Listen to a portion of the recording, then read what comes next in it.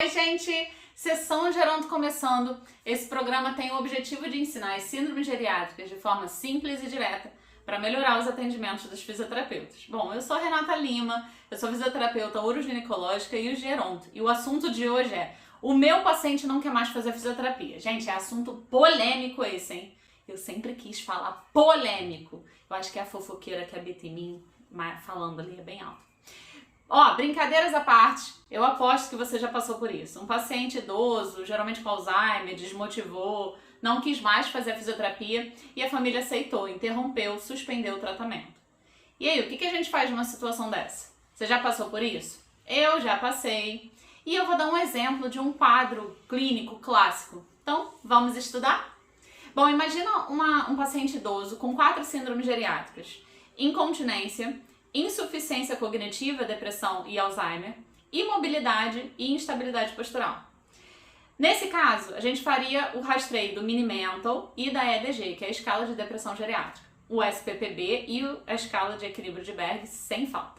Para o Mini-Mental, a gente poderia dar atenção para as dimensões de espaço, tempo-espaço, visoespacial e memória, claro. Na EDG, o paciente tá falando que tem uma pontuação, tá sem propósito, tem uma pontuação baixa, esperando a morte chegar.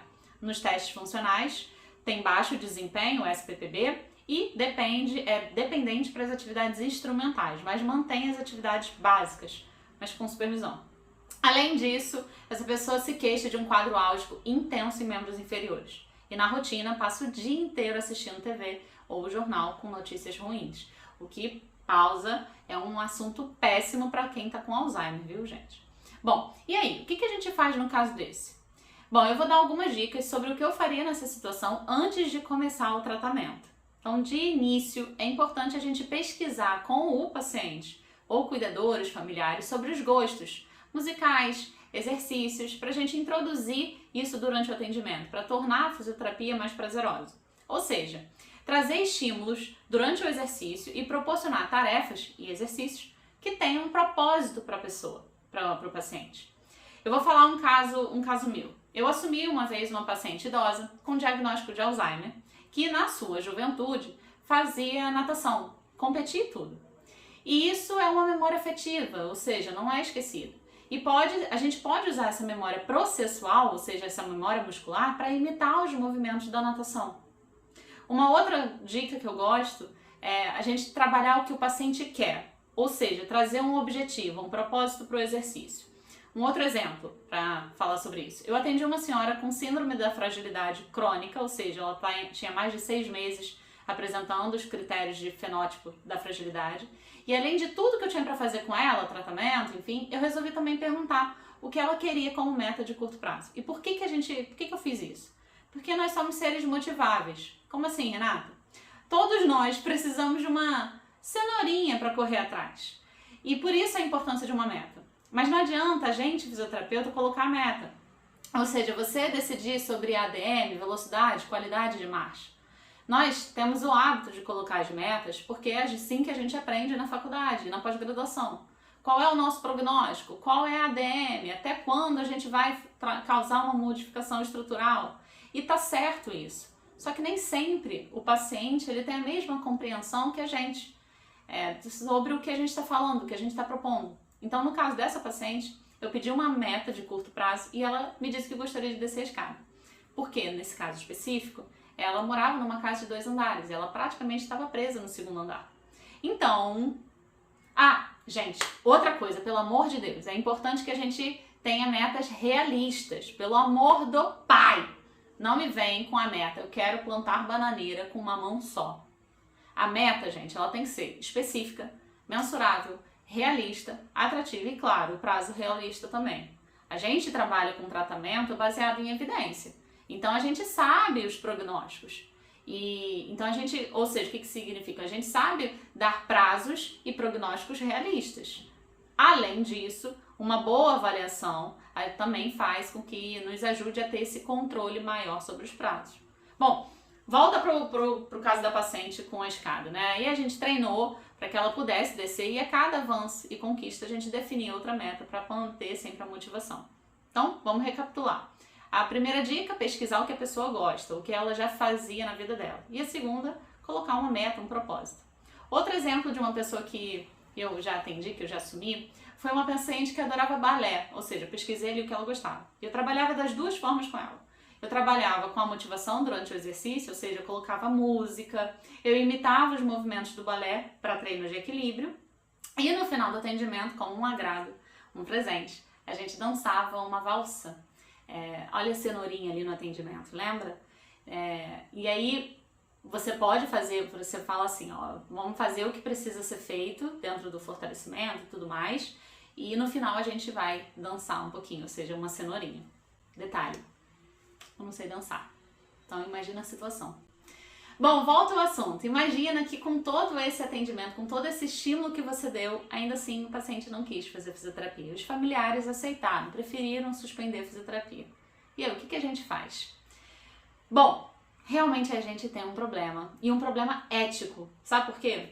Porque a gente sabe da importância da fisioterapia para manter a longevidade e com qualidade dessa, sem promover ali uma distanase, pelo amor de Deus. Então é importante que a gente entenda que num caso lá que ele traz, que eu falei, num caso de um paciente que está com Alzheimer, a gente fez todo aquele rastreio e conseguiu fazer todo esse estímulo, perguntou sobre os hábitos, perguntou sobre o propósito, mesmo assim a pessoa não quis dar continuidade à fisioterapia, a gente precisa ali entender que, olha, a fisioterapia ela é a primeira indicação para um caso desse, um caso de Alzheimer, um caso de depressão, um caso desse. E muitas vezes é mais fácil não fazer nada. Pensa assim, hoje a gente atende as pessoas 60 a mais que foram acostumadas a fazer repouso, que na presença de uma dor, a melhor opção é não se mexer. E que não foram também acostumados à prática de exercício. Então se torna muito difícil mudar a rotina sedentária. E entra num ciclo vicioso de não fazer nada. E relacionado a isso, a insuficiência cognitiva é ainda mais delicada. Então o primeiro passo é orientar os familiares sobre a importância de manter a pessoa estimulada e ativa, para não deixar a pessoa se entregar. E ainda mais, né? Tem um outro detalhe, explicar a diferença entre o que a pessoa sempre foi, ou seja, os hábitos de vida dela, e o que a doença está alterando em relação à tomada de decisão. Ou seja, a gente tem que pensar também numa situação em que o que a pessoa sempre foi, né? A gente trata ali pessoas que realmente não são acostumadas a tô com dor, não vou fazer nada. Ou então pessoas que são acostumadas a não fazer a prática de exercício. Lembra? A descoberta da miocina, ou seja, a descoberta do exercício como um potente anti-inflamatório é recente. Então, essas pessoas que a gente atende hoje são pessoas que não estão tão entendidas de que o exercício, ele na verdade é uma das principais formas para reduzir dor, reduzir quadro inflamatório, tratamento de diversas doenças, tratamento medicamentoso, como eu já disse, né, de diversas doenças, é o exercício físico. Essas pessoas não têm esse conhecimento. Então, é um hábito ali que a gente precisa, uma sementinha que a gente precisa plantar na cabeça das pessoas e dos familiares, consequentemente. Então, a gente precisa explicar, olha, até aqui é um hábito de vida da pessoa. Essa pessoa sempre foi sedentária. Essa pessoa sempre conheceu o hábito de estou doente, estou com dor, estou de repouso. Essa pessoa não foi estimulada a fazer exercício, porque, enfim, exercício é luxo, porque exercício é para quem quer ficar sarado, né? Então a gente tem essa pessoa, mas a gente também tem a doença que está interferindo na tomada de decisão. Então tem que deixar isso muito claro para o familiar, porque às vezes a gente escuta do familiar mas papai não quer mais fazer, porque ele é teimoso. Quem já não escutou isso? Mamãe não quer mais fazer, porque ela nunca gostou.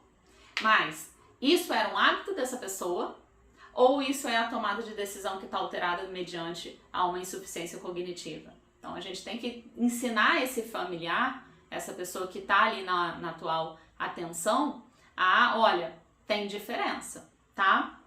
Então é importante que a gente oriente dessa forma. Além disso, a gente tem um outro detalhe nesse assunto, que é muito delicado, como eu já falei, polêmico, que a gente também precisa lembrar dos princípios da bioética: beneficência, não maleficência, justiça e autonomia. E desses 4, a autonomia é muito delicada, porque o paciente que tem que definir o que ela quer ou ele quer para a vida dele. sendo que ele tem que estar em condições dessa decisão. E quando a gente fala do Alzheimer, deixar a pessoa irritada também não é a melhor opção. Como assim? A gente está falando de fazer ali autonomia, ou seja, deixar que o paciente tenha o controle da decisão sobre o que quer fazer, mas a gente entende que a tomada de decisão pode estar alterada. E aí, onde é que a gente consegue deixar um equilíbrio nesse controle ali da bioética? Então, irritar essa pessoa, ou seja, você vai fazer fisioterapia assim, também não é a melhor opção.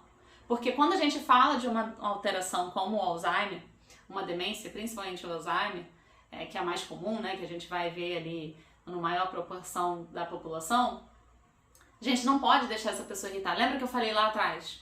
Essa pessoa, imagina um quadro clínico, né? Essa pessoa fica o dia inteiro assistindo TV. Olha o sedentarismo aí falando mais alto. É muito mais confortável ficar o dia inteiro sentado vendo TV. E essa pessoa ainda por cima vê notícias ruins. A notícia ruim, ela é tão prejudicial, ela atua de forma tão negativa para a saúde dessa pessoa, da mesma maneira que irritar ela. Então, quando a gente vê uma pessoa que está discutindo com um paciente, uma pessoa que tem ali o Alzheimer, também é ruim. Porque isso pode causar uma agitação, pode causar uma desestruturação, uma alteração na regulação ali hormonal, e isso pode ser muito prejudicial. Então a gente não pode irritar. Porém, a gente tem que entender que é o seguinte, não é fazer a vontade das pessoas, é minimizar conflitos que possam impactar negativamente. Então, a grande questão é perguntar, ou melhor, a grande pergunta é como fazer com que os familiares e cuidadores entendam a importância da fisioterapia. A gente tem que educar eles. Quanto mais a pessoa ficar parada, pior para ela devido à perda das funções e, consequentemente, pior para eles, por conta da necessidade de cuidado maior.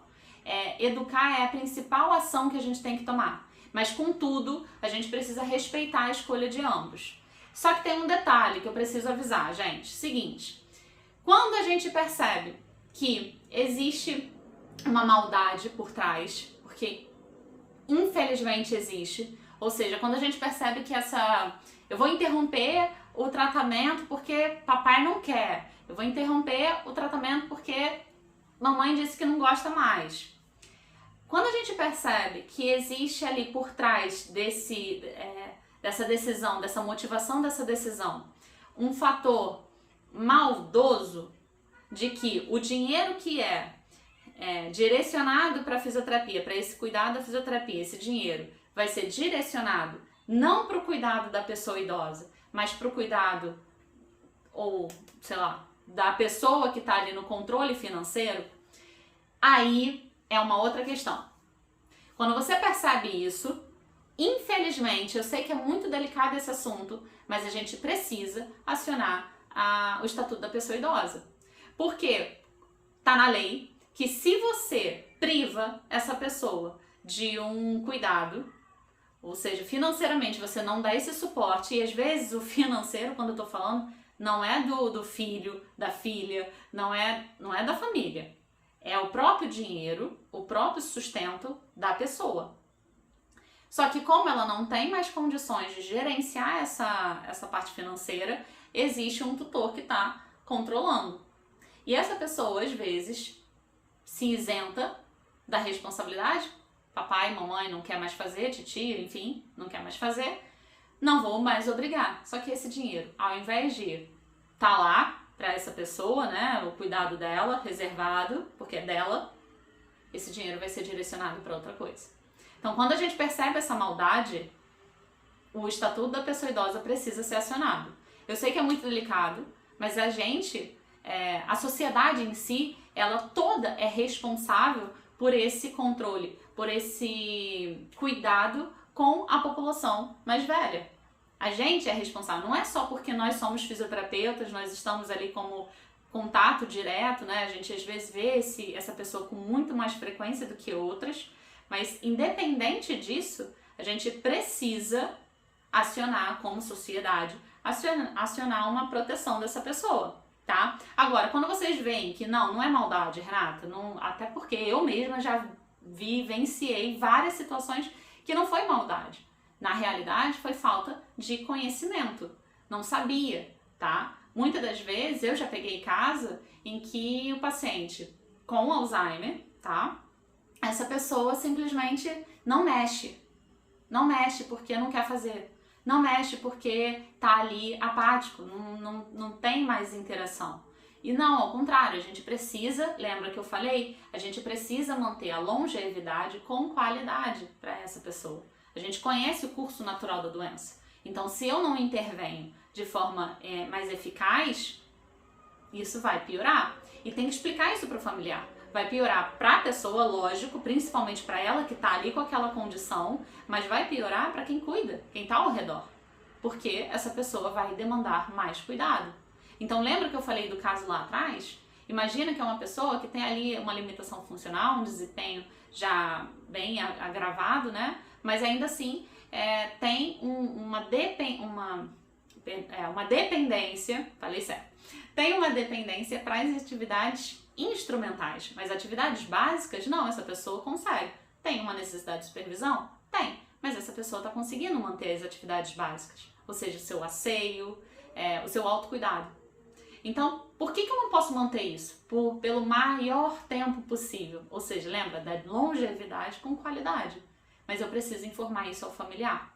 Então, eu dei 2 dicas, né, de quando você pegar um paciente daquele quadro clínico lá clássico, né, uma pessoa que apresenta as 4 síndromes, dentro de todas as 7, eu falei aquelas 4, incontinência, instabilidade, imobilidade e insuficiência cognitiva, e aí você pega essa pessoa, você vai lá e dá as 2 dicas.